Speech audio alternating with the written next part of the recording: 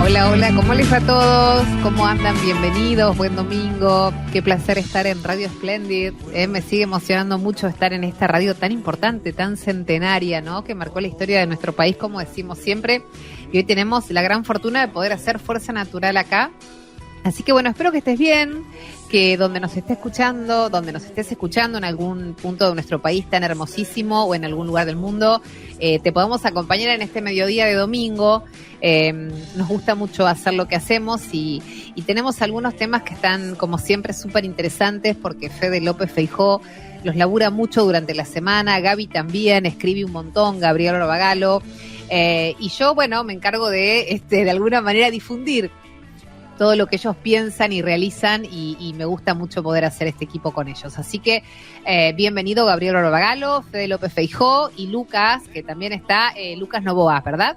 En los controles. Bienvenidos a los tres. ¿Cómo estás, Gaby? ¿Cómo te va, Milva? Bien, acá un nuevo domingo, como vos decías, en esta radio tan linda, ¿no? En Splendid, y que tiene tanto alcance, que llega a tantos lugares del país, y ¿por qué no del exterior? Ahora claro. Internet te hace llegar a todos los puntos, hasta si hubiese un astronauta con una radio con Internet, no se estaría escuchando. Lo que no sabríamos qué hora sería en ese lugar, pero no importa. Tenemos un lío con la hora. Yo sé que donde están mis hijas son 5 horas más, que es en Europa. Bien, nos escuchan en España. Por supuesto, una en España, otra en Italia, y tengo a Facundo en este momento en Londres también, así que tengo a los tres dando vuelta por Europa. Qué lindo, Gaby, pero qué fortuna también, sí, ¿no? Sí. Poder tener tus y están trabajando, así que eso también es bueno. Facundo no sabía que viajaba. Facundo se fue a hacer una capacitación a la India y ahora, a Londres, y ahora ya se está por ir a la India un mes también a hacer una capacitación. ¡Qué bueno! Así que bueno. No hay mejor experiencia que esa de viajar, de capacitarse en otro lugar del mundo. Eso es maravilloso, maravilloso. Así que celebro que lo puedan hacer. Sí. En Santa Fe está mi familia escuchándome a la misma hora. Como siempre. Ahí no tenemos problema, más que unos kilómetros de distancia y se resuelve rápido en auto. Bueno, les contamos un toque de qué viene el programa de hoy.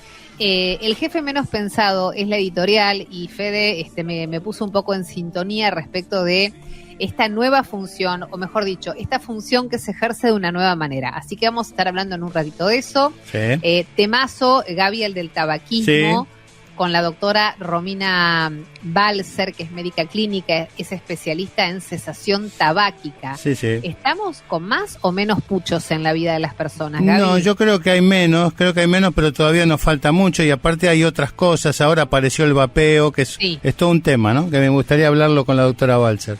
La vamos a tener con nosotros y nos va a explicar un montón de cosas.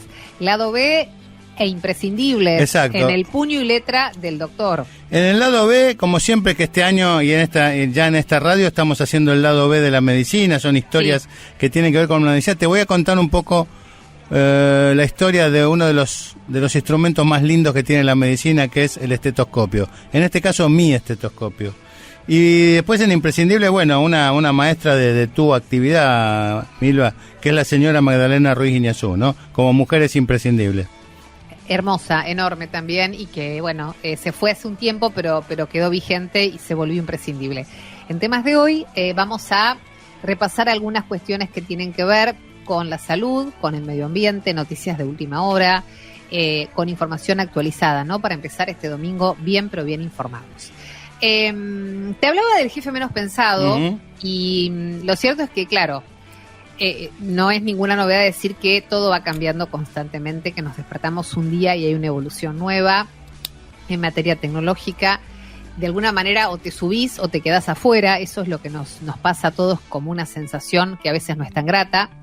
Y comienzan a correr nuevos tiempos en los cuales esos cambios tienen nombre y rostro de código, ya no de personas, y se llama el algoritmo, que es una palabra que también apareció en los últimos tiempos adoptando otro significado, ¿no?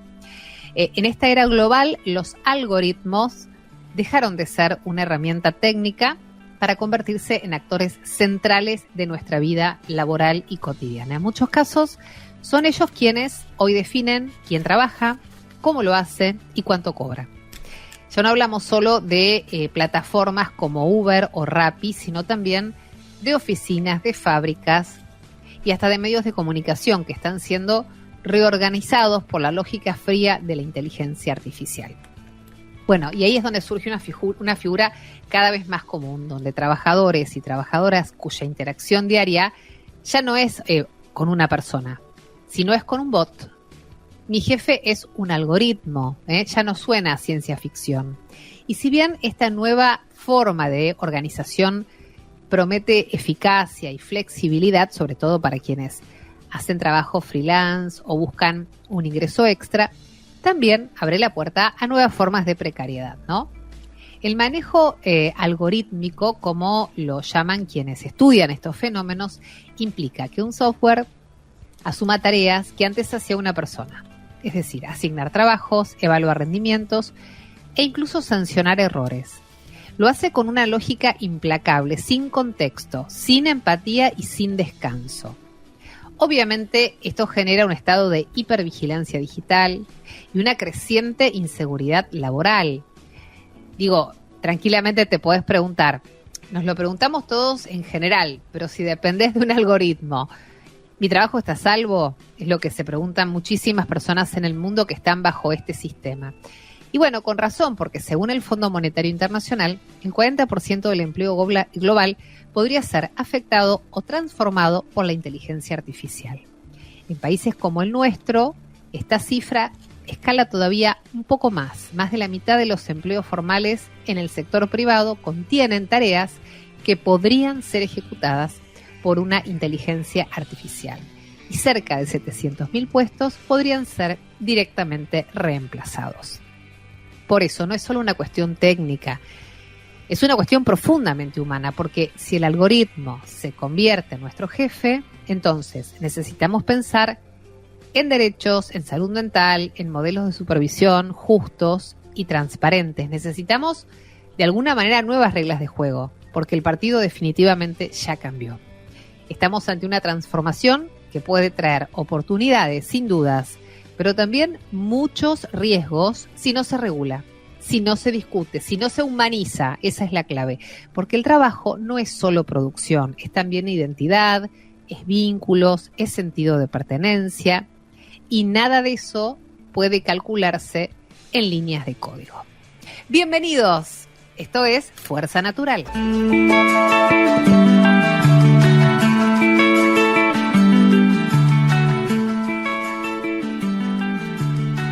Bien, Milva, y ya tenemos, me parece, conectado a nuestra invitada de hoy, ¿te parece?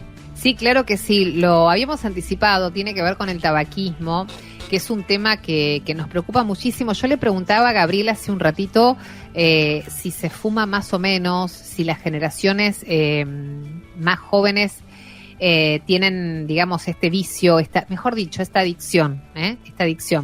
Y Gaby me decía, el tema es que aparecieron nuevas formas de fumar, como es el vapor, y se lo vamos a preguntar a alguien que sabe y mucho sobre este tema para poder aclarar un poco, ¿no?, qué es lo que nos pasa y ver cuánto tomamos conciencia realmente nosotros y cuánto pudimos comunicar respecto de lo complicado que es y de lo difícil que es para la salud. Y de lo difícil que es dejarlo también. Esto me parece importante. La estoy saludando a la doctora Romina Balcer, que es médica clínica especialista en cesación tabáquica de Medicus. ¿Cómo estás, Romina? Un placer enorme. Gracias por atendernos. Hola, ¿qué tal? Buenas tardes, Milva, Gabriel, mucho gusto. Es un placer estar acá y que me den la oportunidad de hablar de un tema tan importante como es el abuso de tabaco en nuestro país. Bien. A ver, en lo personal, y vos sos la que nos podés confirmar o no esto, tengo la sensación que hubo un quiebre socialmente en Argentina cuando se establecieron lugares de prohibición para fumar o se empezó a limitar la libre posibilidad de fumar en cualquier lado. Tengo la sensación, no tengo certezas. Después me pareció que venía una generación que directamente rechazaba esa conducta. Sí. Pero después apareció, como bien decía Gaby, el vapor como una moda. Y hoy por hoy no sé bien dónde estamos. Creo que vos sos la mejor persona o la mejor profesional para darnos una referencia de esto, si fue una evolución o no, como nos parece. Sí, es tal cual como vos lo fuiste evaluando a lo largo del tiempo. La realidad es que hay discrepancias entre las estadísticas que hay a nivel nacional, que en realidad lo que hacen es evaluar el consumo tradicional de tabaco con estas nuevas formas que fueron apareciendo, ¿no? La realidad es que es un re buen tema para arrancar esta charla, porque si bien vemos una disminución en la prevalencia del tabaquismo de los cigarrillos tradicionales, gracias a las políticas de salud pública, como vos dijiste, la prohibición, los lugares libres de humo y la concientización, lo que ocurrieron en realidad fue un cambio en el formato en que se consume el tabaco. Surgieron y se popularizaron nuevas modalidades de consumo, como son los cigarrillos electrónicos, los vapeadores y también el tabaco calentado, ¿no? O sea, el comprar el tabaco, fumarlo en pipa, que todo esto presentan riesgos propios para la salud pública, más allá de lo que ya era el tabaco tradicional. Así que si bien la cara del tabaquismo puede parecer diferente, la preocupación sigue siendo muy real para el sector de salud. Romina, a ver, porque me parece que vos sos la persona indicada para explicarle a nuestra audiencia cuáles son los riesgos, porque la gente sigue pensando, mucha gente sigue pensando que al no tener tabaco o al no ser directamente el humo de tabaco, tanto el vapeador como el samovar y esas pipas de agua y todo eso, que hasta hay bares que lo que hacen es brindarte quedarte un rato con amigos pipando ahí en la silla, que le llaman los chicos, que son esas pipas de agua, esas árabes, ¿no es cierto? Sí. Contanos cuál es realmente el riesgo de fumar ese tipo de instrumentos, tanto como el cigarrillo eléctrico como el samovar, ¿no? Bueno, es una muy buena pregunta. La realidad es que lo escuchamos muy seguido y es importante desmitificar los riesgos reales, ¿no? de estos vapeadores. Los vapeadores y cigarrillos electrónicos, de que sean menos dañinos, en realidad es una falacia impulsada misma por los fabricantes de estos productos, que si bien no tienen la combustión clásica del cigarrillo tradicional, lo que elimina de productos tóxicos están lejos de ser inofensivos. Por ejemplo, vos podés elegir vapear con o sin nicotina, que convengamos que si vapeas con nicotina, seguís consumiendo esta sustancia que es altamente adictiva y que es lo mismo que provoca la adicción al cigarrillo tradicional.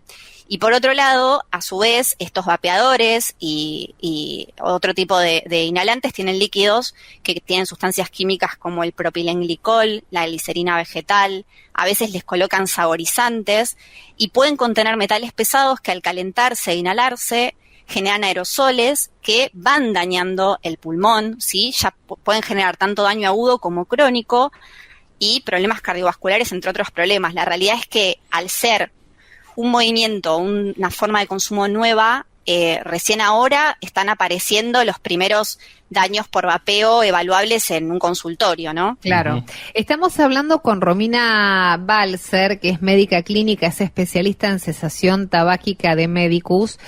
Romina, la generación, digamos, más joven, de 15 a 20 años de hoy, es una generación que se supone que creció con costumbres de vida más saludables en líneas generales, con más información respecto de la alimentación.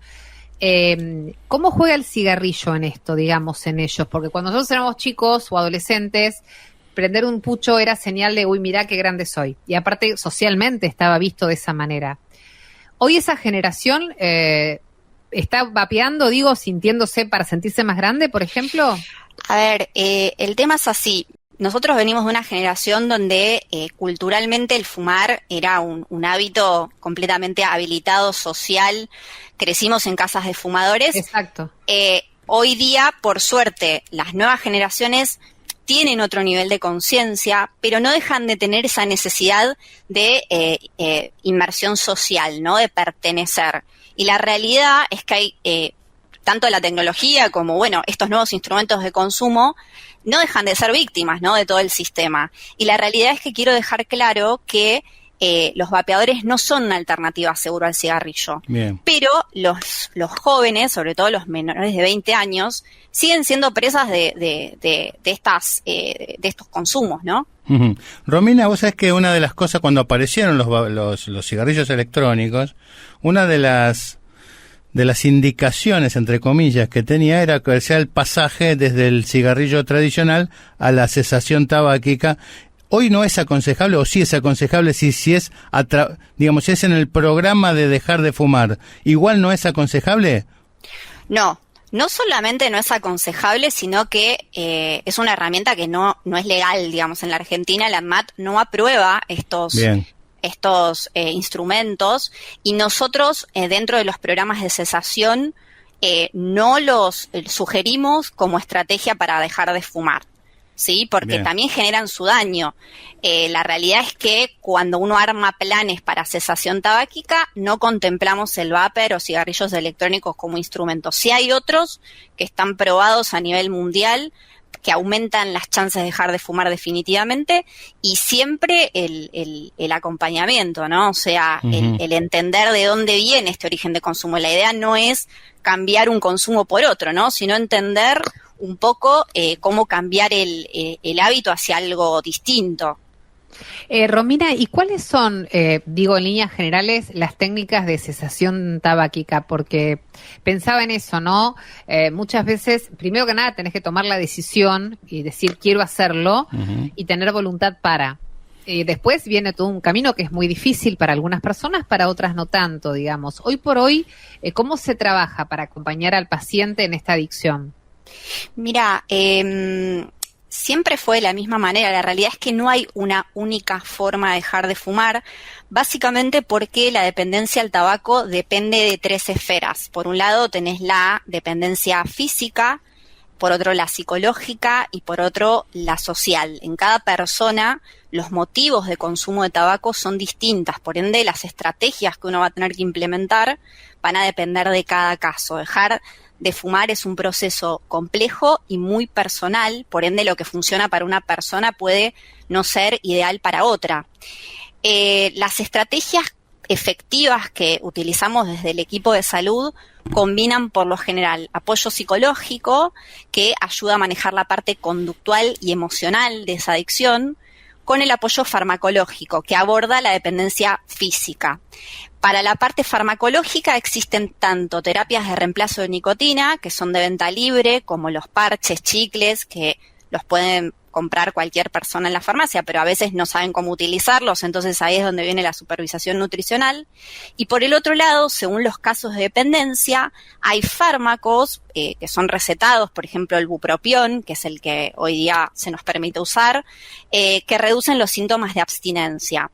La clave para cualquier proceso de dejar de fumar es la evaluación individualizada, claro, para determinar el mejor plan para cada uno, ¿sí? Es importante también acompañarlo con alguna forma, en los casos que esté indicado, de terapia conductual. La terapia conductual es dentro de las terapias psicológicas disponibles la que mayor evidencia tiene para la cesación, ¿no? Porque justamente la idea es reestructurar el hábito, evaluarlo desde lo cognitivo, para poder generar un cambio en el consumo. Romina, una pregunta más antes de despedirte porque tenemos las noticias. Sí. Sin obviamente develar ninguna confidencialidad respecto del paciente, ¿hubo algún caso particular en tus años de trabajo que te haya llamado mucho la atención, donde realmente la lucha por dejarlo fue en vano a pesar de un intento, o sea, donde estábamos ante un cuadro de adicción muy, muy, muy grave? Mira, tenemos una problemática que es bastante frecuente de ver en la consulta. A ver, los pacientes que llegan a una consulta están en diferentes estadios, ¿no? No la quiero hacer muy larga, pero la realidad es que hay diferentes niveles de dependencia. Los casos más severos son los que en realidad tienen comorbilidades asociadas, ¿no? Trastornos psiquiátricos, trastornos de depresión, ansiedad. Sí. Todo esto lo vimos muchísimo aumentado pospandemia, con todo lo que eso generó, y que mucha gente que había dejado de fumar volvió a fumar en ese contexto. Y la realidad es que los casos más complejos de tratar son los que tienen toda esta cuestión emocional de base, donde el consumo de tabaco es la punta del iceberg, ¿no? Donde a veces arrancan por ahí sobre quiero dejar de fumar, y detrás de eso hay toda una red de un trastorno a veces no diagnosticado, que llega a la consulta de esa forma, y a veces uno los redirecciona con un psiquiatra para poder abordarlo de un modo más integral, ¿no? Porque claramente yo a esa persona son personas que usan el cigarrillo como un regulador emocional. Entonces, si yo intento sacarles eso, les puedo disparar todo un montón de cuestiones muchísimo más profundas que tienen que estar contenidas, ¿no? O sea, hay que buscar un momento preciso para dejar de fumar, y todo eso lo evaluamos en el momento de la consulta. Realmente es complejo, es una adicción muy difícil, y por eso nos parece muy importante poder hablar de esto. Doctora Romina Balser, médica clínica, especialista en cesación tabáquica de Medicus, gracias por habernos atendido en este mediodía, ¿sí? Que tengas un lindo domingo. Gracias a ustedes, Milva, Gabriel, que anden muy bien y quedo a disposición por cualquier consulta que tengan. Muchas gracias. Que anden muy bien, hasta luego. Igualmente, hasta luego. Hacemos noticias, ¿te parece? Sí, déjame que te diga que este reportaje, como todos los anteriores, quedan guardados en YouTube en @Fuerza Natural Radio. Fuerza Natural. Cambia el chip. Descubre. Innova. Transforma. Milva Castellini.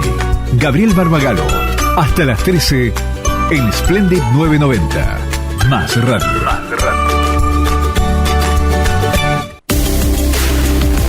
Bueno, es tiempo del lado de la columna del doctor Gabriel Barbagalo, y así le presentamos. CIFEME es un sistema integrado por más de 750 empresas de medicina prehospitalaria, brindando cobertura en 20.000 localidades, lo que la hace la red de emergencias médicas de mayor alcance. Un solo teléfono, una sola factura, todo un país. Nuestro centro de contacto certificado bajo normas ISO cuenta con profesionales altamente capacitados que gestionan servicios de alta complejidad hasta en las regiones más apartadas de nuestro territorio. CIFEME, la red de emergencias médicas más grande del país. Bien, y hecha la presentación de mi amiga, vamos a hablar, hoy le puse como título Mi estetoscopio. Vos sabés, Milva, cuando yo era chico, estar enfermo tenía sus ventajas, ¿no? Obviamente que me refiero a esas enfermedades banales que en mi época llamábamos enfermedades comunes de la infancia. Y entre esas ventajas recuerdo claramente 3. En primer lugar, me traían el único televisor de la casa al dormitorio. Un enorme CBS Columbia, lámpara, que lo traían no con poco esfuerzo, lo trasladaban hasta el dormitorio. Luego me permitían faltar a la escuela, obviamente, que también esperábamos ese momento. Y por último, uno pasaba a ser el foco de atención de toda la familia, ¿no? Pero además ocurría algo fuera de lo habitual.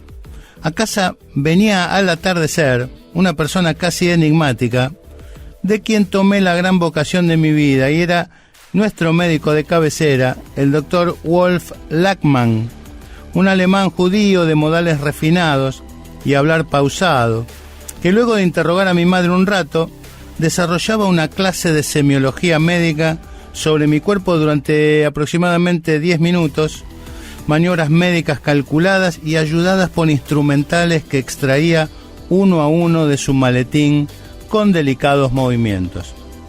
Y entre las herramientas recuerdo una linterna, un palito para bajar la lengua, un paño para apoyar el oído, un martillo de goma para los reflejos y la estrella del maletín, el instrumento médico por excelencia, el más deseado por mí, el que identifica la profesión de cualquier persona con guardapolvo blanco, y estoy hablando del estetoscopio. Si bien el uso del estetoscopio es propio de unas pocas especialidades médicas, tener un estetoscopio es el primer objetivo de un médico novato o de todo niño que juega al doctor, como en mi caso, que de niño armé mi propio maletín con martillos y linternas, pero el gran desafío era simular el estetoscopio de manera casera o recibirlo como regalo de alguna de mis abuelas. Pero la historia del estetoscopio es realmente fantástica. Resulta que su inventor, René Teófilo Jacinto Laennec, se inspiró en 2 chicos que jugaban en la calle con un tubo de madera al que uno de ellos le imprimía diferentes roces y golpes en un extremo y el otro los escuchaba con nitidez en el otro extremo. Cuenta la historia que durante 1876, y en ocasión de tener que examinar el pecho de una robusta mujer, Laennec recordó aquel juego de chicos, enrolló un cartón y pudo auscultar así el dificultoso tórax, sin necesidad de apoyar la cabeza en el cuerpo semidesnudo de su paciente, evitando un momento que chocaba contra el pudor de esa mujer. Pero Laennec no se contentó con inventar el estetoscopio. También describió todos los ruidos y sonidos cardíacos y respiratorios que podían percibirse desde un tórax y los publicó en un libro llamado Tratado de Auscultación Mediata, en contraposición a la auscultación inmediata que se realizaba hasta ese momento apoyando la oreja sobre la piel de los pacientes. Lamentablemente la medicina de esos años estaba rodeada de riesgos y así fue que estudiando un cadáver mientras cortaba con la sierra una vértebra enferma de tuberculosis, contrajo la enfermedad que lo llevaría a la muerte en 1826, apenas 10 años después de su gran invención.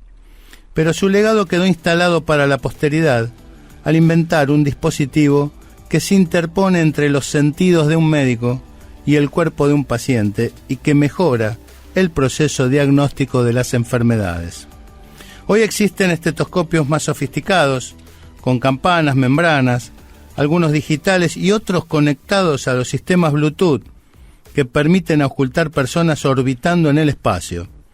Pero más allá de eso, sigue siendo el instrumento por excelencia, ese que todos nos colgamos del cuello en nuestras primeras guardias, el aparato que nos susurra al oído los secretos que guarda el tórax enfermo y el juguete más deseado por todo niño o niña que sueña con ser médico. Un homenaje a mi estetoscopio. Y todo eso gracias a un gigante de la medicina como fue René Teófilo Jacinto Laennec y su historia, que usted, mi querido oyente, merece conocer. Fuerza Natural. Milva Castellini, Gabriel Barbagallo, de 12 a 13 en Splendid 990. Más Radio.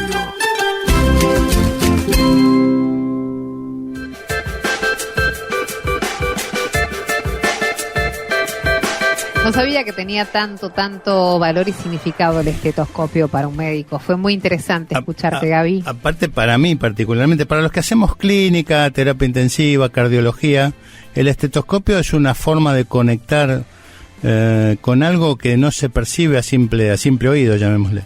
El estetoscopio colgarte un estetoscopio del cuello era ser médico. ¿Viste? Era lo lindo, ¿viste? De eso. Y la verdad que y yo conozco personas que escuchan cosas que parecen hasta que creadas por su propia cabeza, pero realmente tienen un oído tan bien preparado. Y el estetoscopio nació así casi de casualidad, o sea, casi una serendipia, amiga, ¿te acordás? Una serendipia, exactamente. Bueno, Gaby, entremos en los temas de hoy, que hay un montón de cosas interesantes. Sí. Hablemos de la desaceleración en los avances de salud, porque la Organización Mundial de la Salud acaba de publicar su informe anual Estadísticas Mundiales de Salud 2025 y los datos realmente preocupan un poco, encienden una alerta. La salud global está retrocediendo. ¿Por qué decimos esto? Porque entre 2019 y 2021, años atravesados por la pandemia de COVID-19, la esperanza de vida mundial cayó 1,8 años, marcando la mayor reducción en décadas. Este retroceso no solo refleja el impacto directo que tuvo el coronavirus, sino también las consecuencias colaterales, sistemas de salud absolutamente desbordados, interrupción de servicios esenciales, falta de acceso a tratamientos y un aumento de las desigualdades entre países ricos y pobres. Este informe también pone el foco en dos indicadores clave. Por un lado, la mortalidad materna e infantil sigue bajando, pero a un ritmo demasiado lento como para cumplir con las metas de los Objetivos de Desarrollo Sostenible hacia 2030.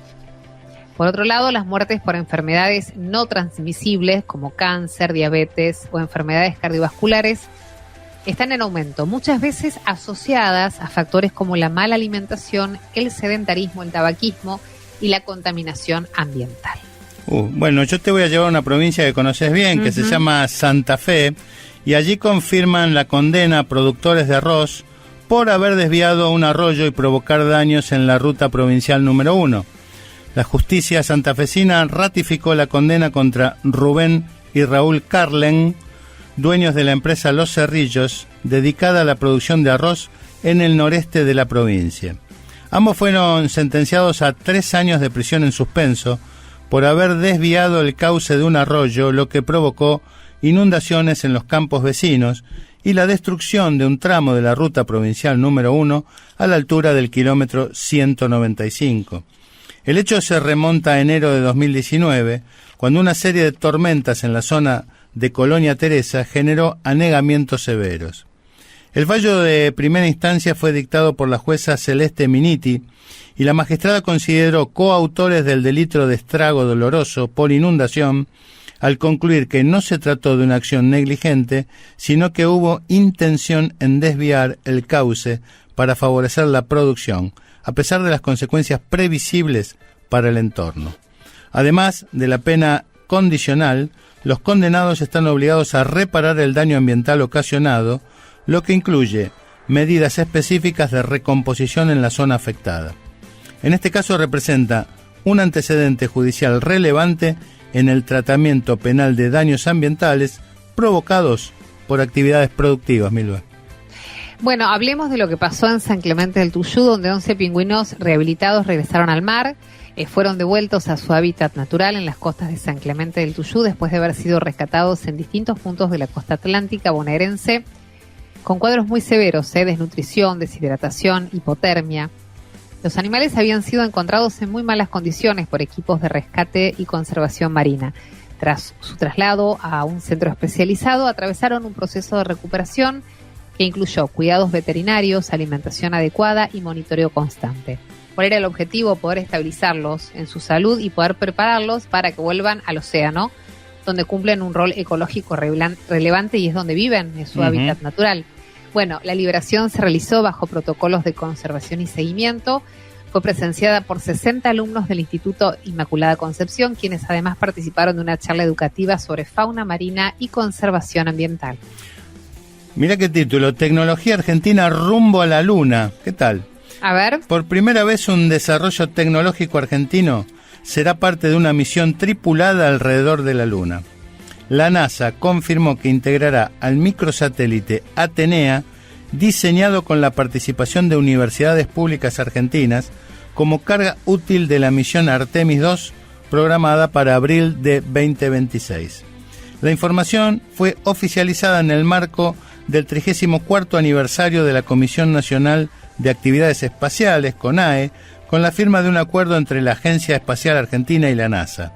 Con esta incorporación, Argentina se suma al grupo de países que colaboran en el regreso de astronautas al entorno lunar. Atenea es un nanosatélite, nano es de escala casi menos de milímetro, ¿no? Para aclarar, este es un nanosatélite desarrollado por equipos de la Universidad Nacional de San Martín en colaboración con otras instituciones del Sistema Científico Nacional. Su participación en Artemis II representa un hito para la ciencia y la tecnología espacial del país. El nombre del satélite hace referencia a Atenea, la diosa griega de la sabiduría y de la estrategia. Según la CONAE, la elección refleja los valores del proyecto: conocimiento, planificación a largo plazo y trabajo conjunto entre el Estado, las universidades y el sistema científico-tecnológico. ¿Viste? Los de San Martín y los de Santa Fe estábamos todos acá, ¿eh? Excelente. Bueno, la verdad que sí, todas noticias súper interesantes, ¿no? La de los pingüinitos, la de la tecnología argentina rumbo a la Luna, la de, bueno, la condena a los productores en Santa Fe, lamentable, ¿no? Que haya pasado eso, pero sí, digo, tiene que ver con aquellas conductas que muchas veces suceden, más habitualmente, por ejemplo, con los incendios intencionales, ¿viste? Sí. Cuando para limpiar terrenos incendian intencionalmente y después atravesamos desastres totales. Y si bien la noticia no es buena, la de estas personas, el hecho que hayan sido penados, condenados y obligados a resarcir los daños al medio ambiente, bueno, es una buena noticia. En el fondo es una buena noticia. Ni que hablar lo que comentamos de la Universidad de San Martín y esta colaboración que hace Argentina con la NASA. La verdad que bueno, hoy tuvimos un tema de hoy reconfortante en línea general. A veces tenemos un palazo, ¿no, Milva? Pero este domingo le queríamos dar un almuerzo más tranquilo a nuestra gente. Hacemos una pausa, tenemos un bloquecito más con imprescindibles que escribió Gaby. Hoy, entre las mujeres imprescindibles, Magdalena Ruiz Guiñazú. Vamos a hablar de ella. Dale. Fuerza Natural. Se puede. Podemos. Un mundo mejor es posible. Milva Castellini, Gabriel Barbagallo, hasta las 13 en Splendid 990.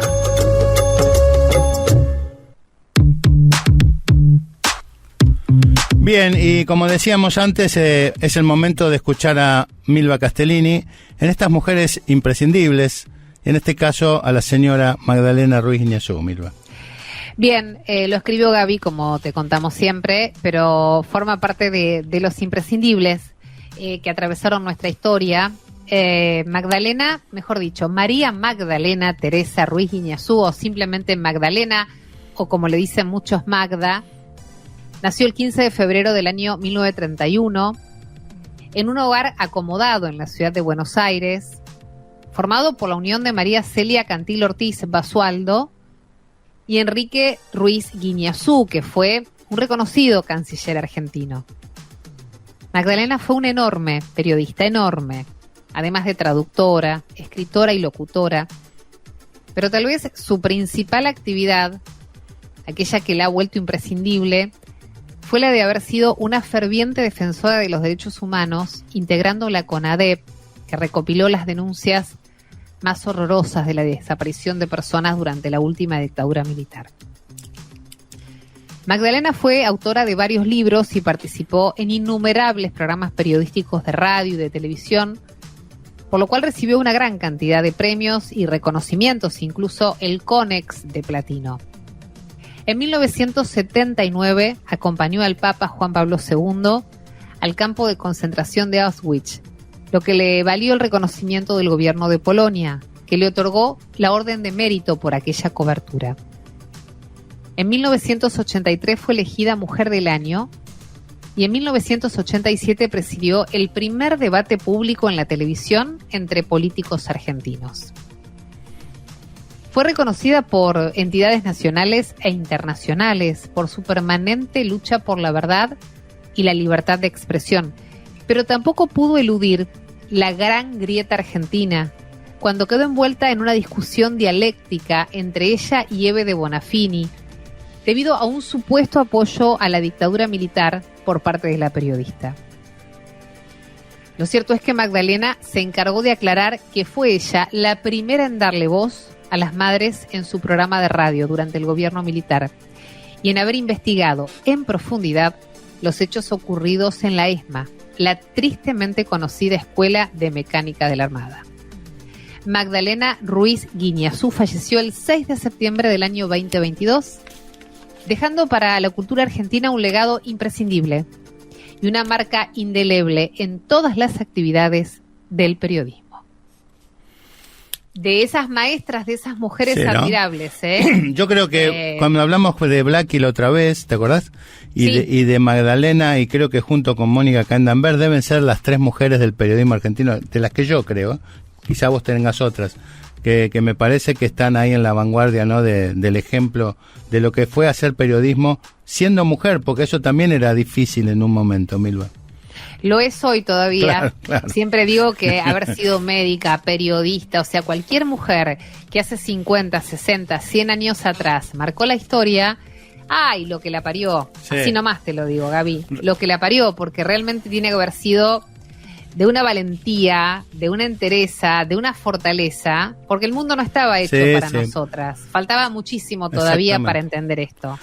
Pero culturalmente estaba pensado de otra forma. Eran como disruptivas seguramente, eran mal miradas. Obvio. Y tenían que abrirse espacios solas. Tenían que dar 2 veces examen, ¿no? O sea, primero digamos, tenía que darlo con los que le tomaban examen y después con la sociedad por ser mujer. Pero recordemos también que Magdalena Ruiz Guiñazú es la madrina de la productora 4D, que es la que produce nuestro programa, ¿no? Y ella es la madrina, realmente está a la cabeza de todo el cuerpo de periodistas de esa productora. Así que me parece que es una persona, no tuve la oportunidad de conocerla personalmente, me hubiese gustado, pero bueno, nos queda a todos un legado, ¿no, Milva? Sí. Y eso es lo que dejan los imprescindibles, ¿no? Permanencia, recuerdo y legado después de no estar más en este nivel de la vida. Empezamos a despedirnos, tenemos música un ratito antes, ¿no? Sí, dale. Fuerza Natural, Se puede. Podemos. Un mundo mejor es posible. Milva Castellini, Gabriel Barbagallo, hasta las 13 en Splendid 990.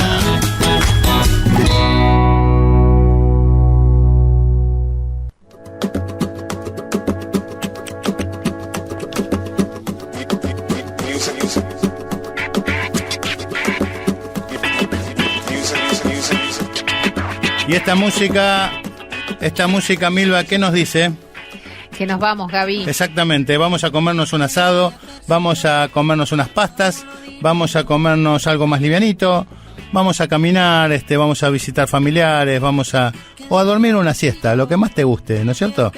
Sí, pero sé feliz, que la vida es hoy finalmente, que la felicidad es más simple, es más chiquita, es más inmediata, que esto difícil que estás pasando no dura para siempre, Así que es. eso también pasará, y que disfrutes el momento, ¿sí? Así el es. pasado pasó, el futuro nadie sabe, es ahora. Así que buen domingo para todos, nos encontramos el próximo finde. Dale. Perdón, pero quiero presentar a mi equipo, a Lucas Novoa, que ya lo Dale. dijimos. Lucas Novoa en la operación técnica, Federico López Feijón en la producción, la señora Milva Castellini, yo Gabriel Barbagallo. En el apuro casi me equivoco y será hasta el domingo que viene, Milva. Gracias por acompañarnos, un gran placer.